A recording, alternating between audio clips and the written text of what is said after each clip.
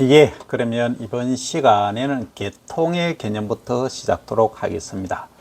그럼 지난 시간에 품종에 대한 개념을 살펴봤습니다. 그죠? 예, 그리고 이번 시간에는 품종보다 더 하위 단위라고 할 수 있죠. 그러니까 이 품종을 만드는데 가장 핵심적인 그것을 계통이라 이렇게 이야기를 하죠. 그러면 이 계통은 가장 이제 간단히 말씀드리면 한 가지 아주 특이한 형질을 갖고 있는 그것이 계통이다. 예를 들어서 도열병에 강하다, 흰빛 입마른 병에 강하다, 수량성이 많다.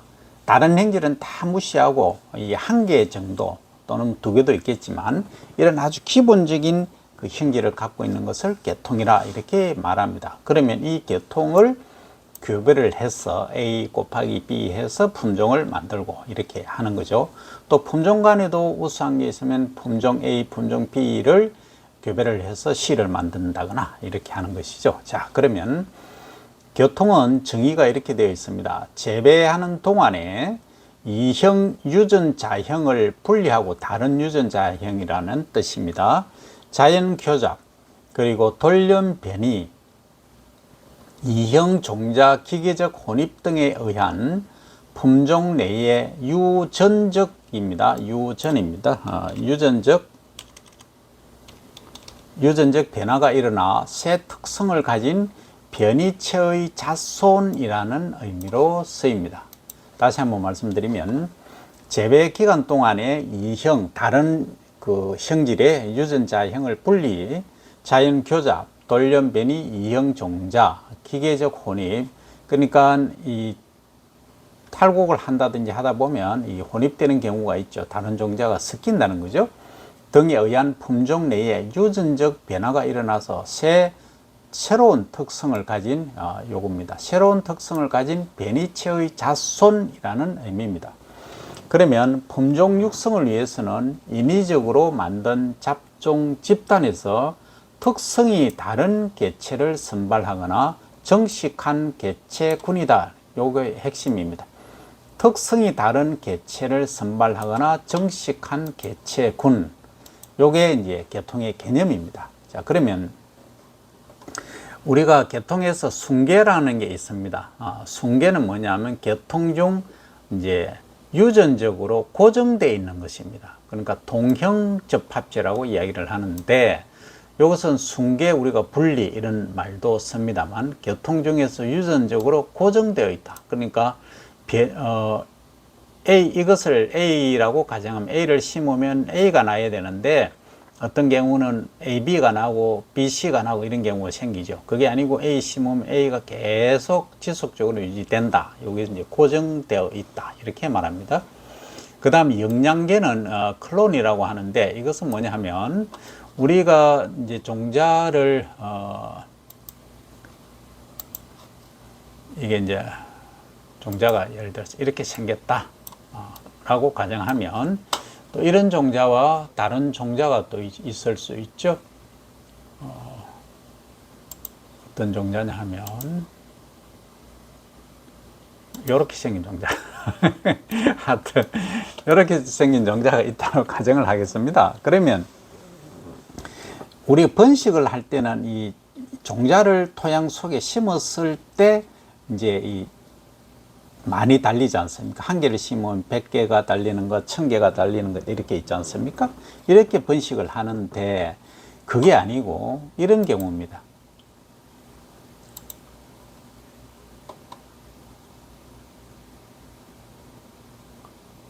자, 이제 예를 들어서 이렇게 있다는 거죠. 이게 나무라고 가정을 합니다. 저 위로 올릴까요? 위로 올릴게. 이게 이제 나무라고 가정하면 이게 이제 몸통입니다.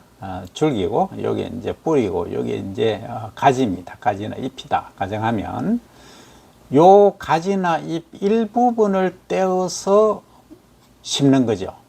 그러니까 심는 것 이걸 이제 삽목이라고도 하는데 어떤 용어는 그렇습니다. 요것을 떼어서 조직의 일부를 떼어서 심어 놓으니까 이게 하나의 완전한 식물체가 되는 겁니다.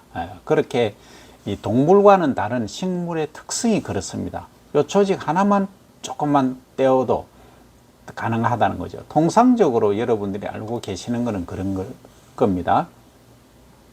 예를 들어서 눈이 이제 가지가 이렇게 있다 가정합니다. 요게 가지라고 보면 이 가지를 딱 잘라서 눈이 한 2개 정도 있으면 두세 개라고 하죠. 이렇게 이제 그 모래땅에 심어 놓고 이제 물을 딱 줍니다. 물을 주고 이렇게 비닐을 딱 덮어 놓으면 여기 싹이 나고 또 뿌리가 나는 거죠. 이게 이제 삽목이라고 하는 건데, 과거에는 이런 방식으로 했지만 그걸 이제 영양계라고 합니다. 영양계. 또 이런 달리아 같은 경우는 뿌리성을, 잠깐만요. 뿌리를 이용하지 않습니까? 그러면 뿌리 중에서 달리아가 이제 어떻게 생겼냐 하면, 예를 들어서 이렇게 생겼다 가정합니다. 그러면 여기에서도 뭔가 새로운 식물체가 나오고 여기도 나오는 거죠. 싹이 난다는 거죠. 그러면 여기 싹이 난 것을 이걸 잘라서 옮겨 심는 거죠. 요것도 옮겨 심고, 요것도 옮겨 심고. 이게 이제 일명 클론이라고 하는 건데, 이렇게 이제 하면은 여기에 있는 유전자가 그대로 100% 엄마 갑니다. 자식 세대에 그대로 간다는 거죠. 예, 그게 뭐냐? 이 종자는 좀 변형이 생기지만 이 식물체를 옮겨 심는 거는 그대로 간다. 이게 영양계 번식이라고 얘기를 합니다. 그 다음에 요즘은 요거 조금 더 나아가면, 이제 과거에는 조직을 떼어서 했지만, 잎이나 뭐 줄기 조직을 떼어서 했지만, 요즘은 세포 배양까지 합니다. 원심 분리기를 이용을 해서 여기 이제 세포 수준에서 하면은 이 정도, 예를 들어서 1g 정도의 조직이 있으면, 뭐 줄기든 잎이든 있으면 몇만 개, 몇십만 개의 이게 그 식물체를 만들어낸다는 거죠. 그 정도까지 지금 기술이 개발되어 있다 하는 겁니다. 자, 그게 이제 영양계 번식은 식물체의 조직을 떼어서 하는 것을 말합니다. 일명 클론. 그래서 영양 번식 작물 중에서 변이체를 정식시키는 또 이형 접합체, 다른 형질을 가진 것을 이제 접합한다, 이런 의미가 되겠습니다. 자, 그 다음 이제 품종 특성을 한번 보겠습니다. 지금까지 개통을 했고, 먼저 이제 형질, 캐릭터라고 하는 것은 형태적이나 생긴 거나 또는 생태적, 생태라고 하면 통상적으로 지역적인, 어디에서 자라느냐 이런 걸 말하죠. 그리고 이제 생리적 요소, 생리라고 하면은 뭐 복잡하게 합니다만 통상적으로 광합성을 어느 정도 하고 호흡을 어느 정도 하고 어떻게 자라고 하는 이런 것들을 생리적 요소 이렇게 말하죠.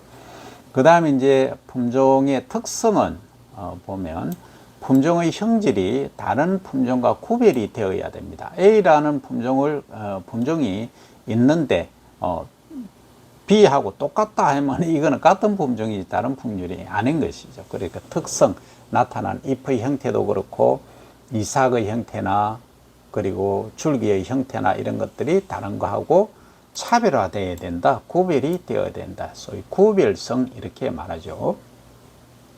그러면 재배 이용상의 중요한 행질은 뭐가 있느냐 하면, 통상적으로 가장 우리 농민분들이 중요시하는 것은 이 생산성입니다. 생산성. 그런데 지금 쌀의 경우에는 과잉 생산된다는 얘기들이 있지 않습니까? 그래서 이 생산성보다는 품질 쪽으로 많이 옮아가고 있죠. 품질. 그러니까 먹었을 때 맛이 좋아야 된다, 또는 영양 성분이 우수해야 된다 하는 것들이 품질에 포함되고, 그리고 맛도 중요하지만 이게 예를 들어서 병충해에 약하면은 상당히 심각해져요. 농약을 많이 치게 되지 않습니까? 그래서 병충해 저항성 또는 스트레스, 다른 온도, 저온이라든지 고온 또는 바람 이런 데 대한 저항성도 아주 중요하다는 거죠. 그 다음에 이제 적응성. 적응성이라고 하는 것은 먼저 이제 지대별, 그러니까 평야지냐, 중산간지냐, 산간지냐, 아니면 A 지역이냐, B 지역이냐, 논이냐, 밭이냐, 에 따라서 어디서든 가능하면 잘 적응할 수 있는 이 적응성을 가지고 있어야 한다. 이게 이제 품종이 가져야 될 요건이다 하는 거죠. 그러니까 과거에는 양의 시대에서 지금은 품질과 이 저항성까지 포함되는 시대로 가고 있고, 여기에는 추가적으로 이제 품종이 특산화한다 할까요? 대표 브랜드화 한다고 하면 적응성이 크게 있어야 된다 하는 말씀까지 드리고, 그러면 새로운 우리가 품종을 만들었다고 하면 어떤 특성을 가져야 하는가 하는 문제가 되겠습니다. 새로운 신품종을 만들게 되면은 가져야 될 요건이 있습니다. 그게 이제 요 세 가지입니다. DUS, DAS가 아니고 DUS입니다. 먼저 다른 거하고 엄밀히 구분되어야 됩니다. 엄밀히 구분되어야 되는 distinctness라고 하죠. distinctness. 이 구별, 차별화되어야 된다는 거죠. 그 다음에 이 품종 내에서, 이 종자 내에서는 균일해야 된다. 유니포미티가 있어야 된다 하는 거죠. 이게 균일성이 아주 중요하다. 그 다음에 어느 지역에 언제 심든 이게 수량이 비슷하게 나와 주어야 됩니다. 안정성, 스테빌리티가 있어야 된다. 그래서 이 품종이 갖춰야 될 요건은 DUS라고 합니다. DUS, distinctness, 구별되어야 되고, 그 다음 uniformity, 균일해야 되고, 그 다음 stability, 안정적이어야 한다. 요 세 가지가 신품종의 구분 조건으로 이게 모든 시험에 꼭 나옵니다. 이것은 아무리 안 나와도 2, 3년에 한 번씩은 어떤 시험에든 다 출제가 되는 것이죠. 이게 갖춰야 될 구비 요건이다 하는 겁니다.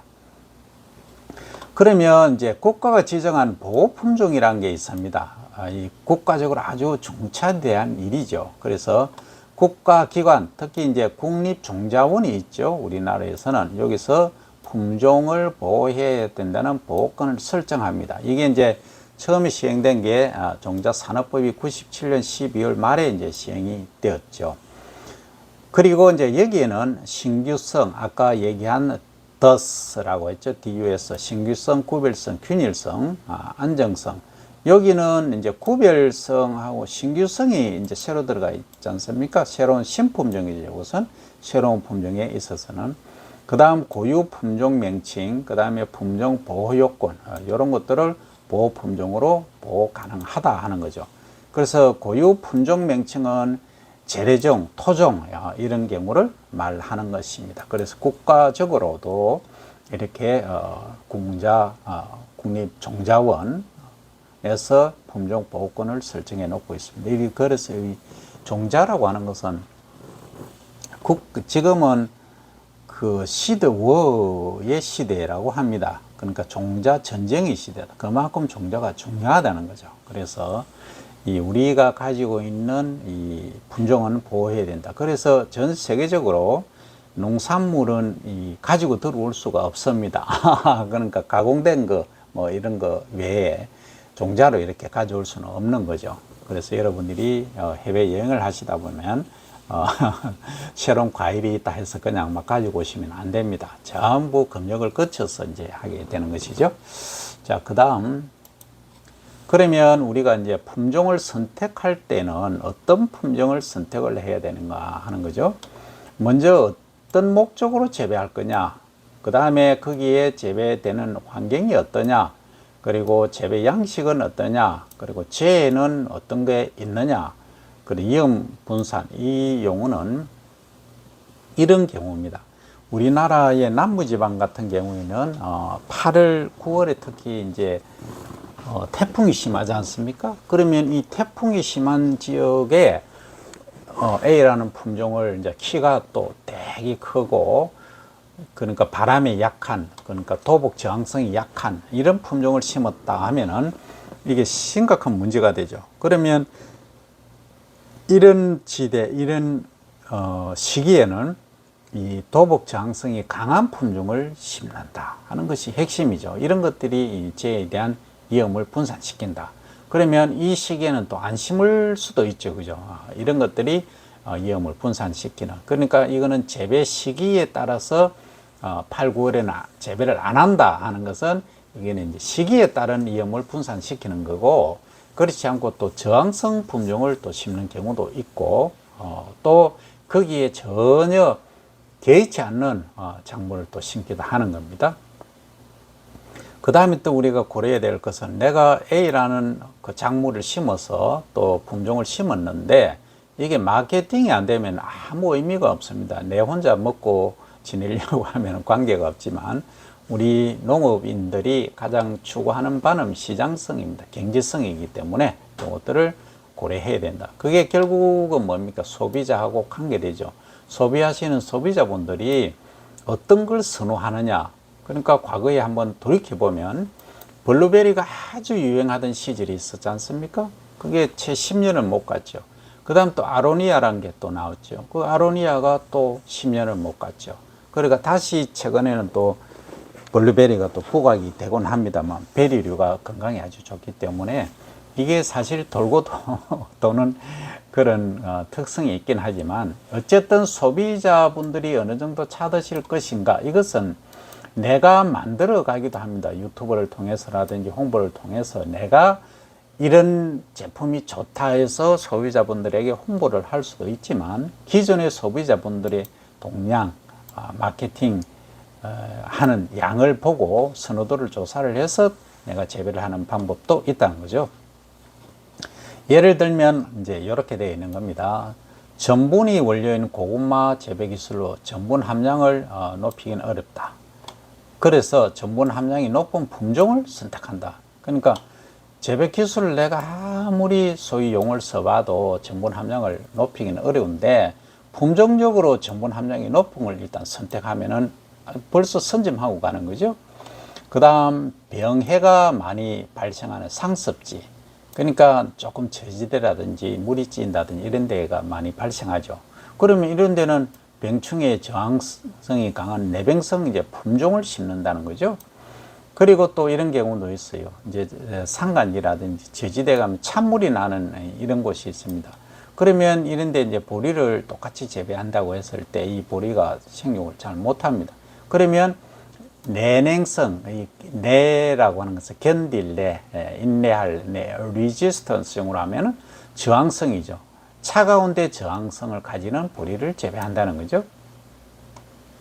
그 다음 이제 이온 분산 중에서 이모작론, 그러니까 이모작이라고 하는 것은 이 두 번 짓는 작을 말합니다. 이 이모작하고 여러분들 주의하셔야 될 게 뭐냐 하면 이기작이라는 게 있습니다. 이기작.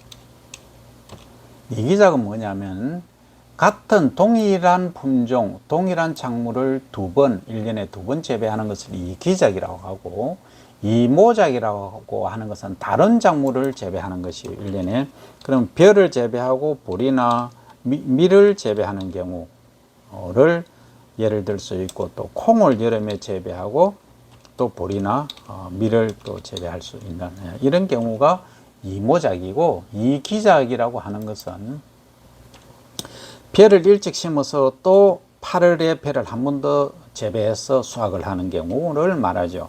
그 다음 이제 메밀 같은 경우에는 1년에 뭐 3번도 재배 가능하니까 메밀 또 메밀 이렇게 또 감자 재배하고 또 감자 이렇게 재배하는 경우들이 이 기작 이렇게 말합니다. 그러면 3기작도 있을 수 있겠죠. 그럼 1년에 똑같은 작물을 3번 재배하는 것을 3기작. 또 3모작이라고 하면 여기에 다른 작물을 여기에 뭐 예를 들어서 좀 어렵긴 해도 뭐 메밀 하나를 넣겠습니다. 이런 식으로 한다는 거죠. 이것을 2모작, 3모작 또는 2기작, 3기작 이렇게 말합니다.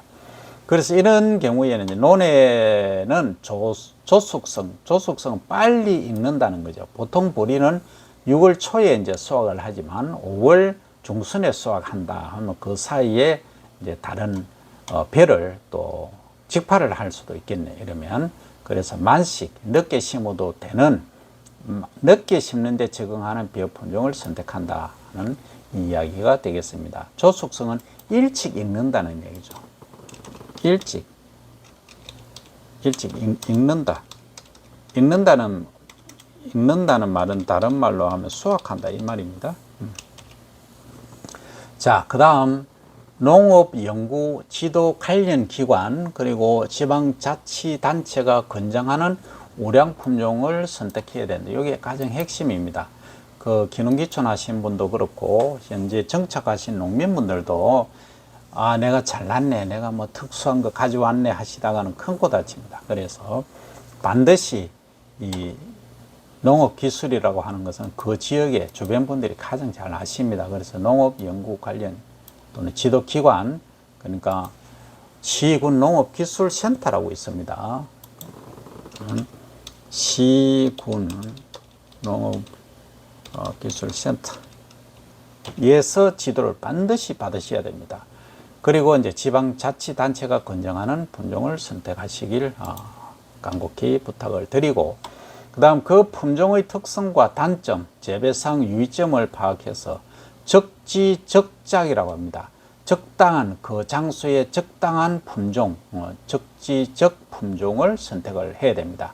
그래서 요 요건들이 우리가 어떤 품종을 선택하느냐가 결정이 되는 겁니다. 자, 그러면 우리가 유량이 아니고 우량이네요. 우량 품종은 어떻게 만드느냐면 육종을 통해서 만들죠. 영어로 하면 브리딩. 예. 써보겠습니다. 이거는 우입니다. 우 아니고 우선 우로 바꾸고 우량 품종으로 바꿔주시고, 자, 더 이상하게 되네. 도형 채우기로 갑니다. 네, 어쨌든 이렇게 되고 우량 품종이고, 육종을 통해서 이제 육성을 하는 거죠. 작물 육종은 유전 변이 중에서 우량 개체를 선발해서 신품종으로 육성하는 겁니다. 그러면 이 육종하는 방법이 과연 어떤 게 있느냐 하는 거죠. 그러니까 육종 방법에는 아주 다양하게 있습니다. 그래서 이 육종 방법이라고 하는 것은 지금은 이 육종에 있어서는 엄청난 투자를 하고 있죠. 과거에는 없어. 이거는 너무 중요하기 때문에 이 육종은 새로운 이제 품종을 만드는 것인데, 이제 분리 육종법이 있고 교배 육종이 있고 돌륜 변이 육종이 있고 배수성 육종이 있고 형질 전환 육종이 있습니다.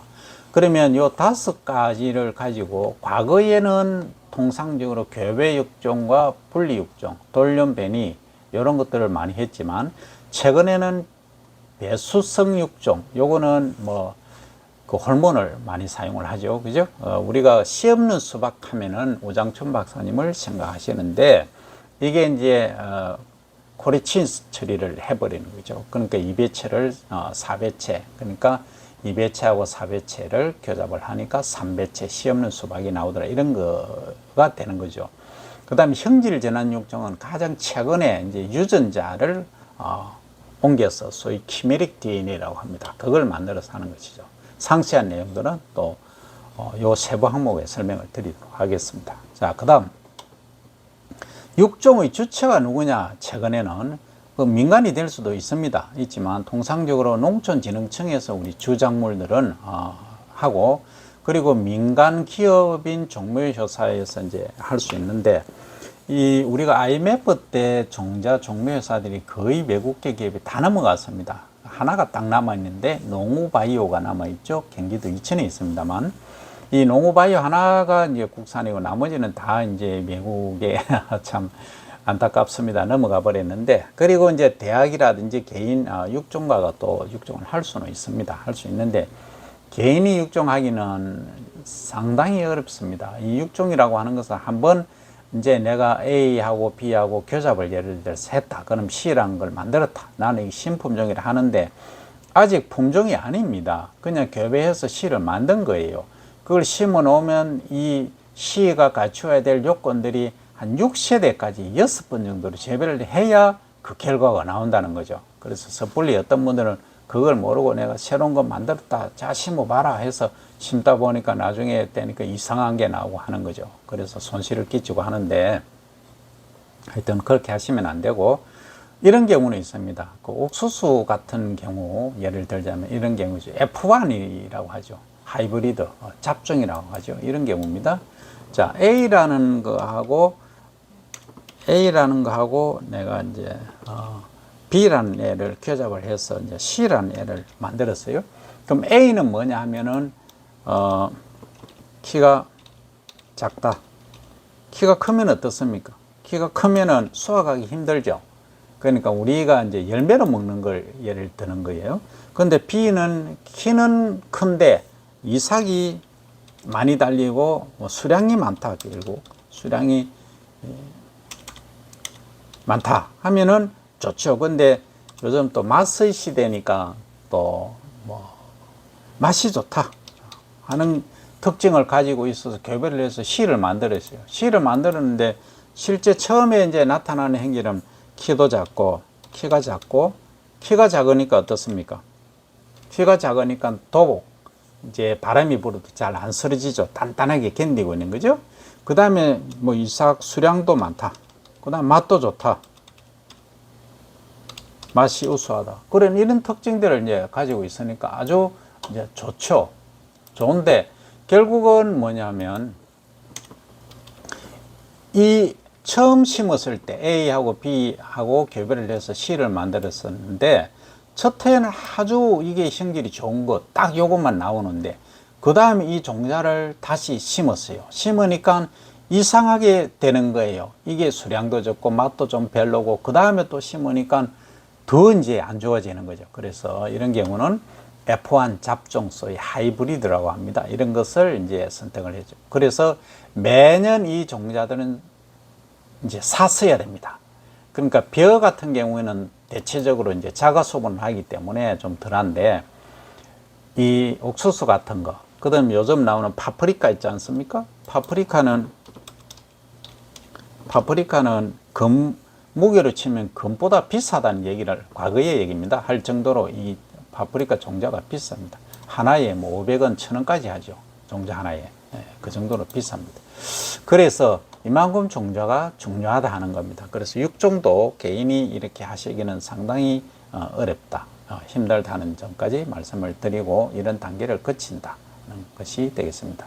자, 그 다음 품종을 이제 육성하는데 크게 이제 세 단계로 나누어 보면 재래 품종에서 우수 개체를 선발하는 우량 품종 육성법이 있습니다. 그러니까 과거에 재배되는 품종 중에서 여기에 맛도 좋고 수량도 어느 정도 된다 해서 우수 개체를 선발해서 하는 우량 품종을 육성하는 방법이 있고 그 다음 또 재래 품종의 우량 형제를 조합해서 아까 이제 A 곱하기 B 하듯이 새로운 품종을 또 만드는 육성하는 그런 방법이 또 있습니다.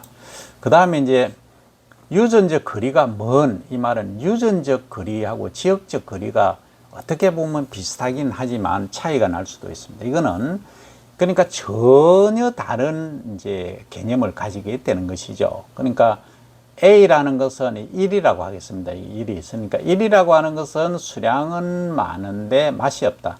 2는 수량은 적은데 맛이 좋다.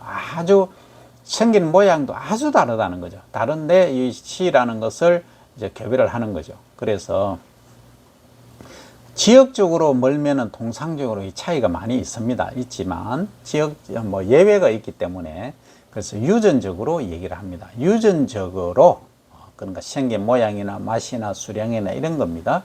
이런 먼 원년 품종이라고 합니다. 먼 것을 원년 품종 또는 다른 생물 종으로부터 유용하는 겁니다. 유용은 빌린다 또는 사용한다 이렇게 이해를 하시면 됩니다. 그 다음 이제 유전자를 도입해서 가장 최근에 이제 육성된 방법이죠. 재래 품종이 없는 새로운 행질을 가진 신품종을 만드는 것이죠. 자, 우리나라에서 이제 이런 거죠. 우리나라에서 보릿고개 여러분들 잘 모르시겠지만 보릿고개 즉 이제 쌀을 수확하면은 거의 5, 6월 되면은 5월 정도 되면 쌀이 다 떨어집니다. 먹을 게 없죠. 그런 시절에 5월 하순, 6월 초 되면 아직 보리가 덜 익었어요. 덜 익었지만 그것을 베어서 먹었어요. 먹을 게 없으니까. 그게 이제 보릿고개라고 얘기를 하죠. 요 시기입니다. 그래서 이 보릿고개를 해결한 게 통일배입니다. 1972년. 이거는 인디카하고 자포니카를 교잡을 한 거죠. 자, 인디카 곱하기 자포니카. 자, 인디카는 뭐냐 하면 인디카는 인도형 뼈고 자포니카는 우리 저편에서 나온 거지만 우리가 먹는 쌀, 아밀로스 함량이 많은 약간 찰기가 있는 품종이죠. 이걸 교잡해서 만든 겁니다. 이걸 통해서 녹색혁명이 이루어지고 주곡이 작업, 주곡이라 하는 건 쌀, 보리, 밀 이게 많이 생산되는 걸 말하죠. 그래서 식량이 이제 정산이 되었습니다. 그로 인해서 이제 농자재, 농기계, 농약, 비료 산업 등이 이제 발전이 촉진되죠. 이게 하나의 신품종, 새로운 품종을 만들어 놓으면 거기에 따른 모든 부수적인 것들이 같이 간다는 거죠. 그만큼 이 신품종의 육종이 중요하다 하는 말씀까지 드리고 이번 시간을 맺습니다.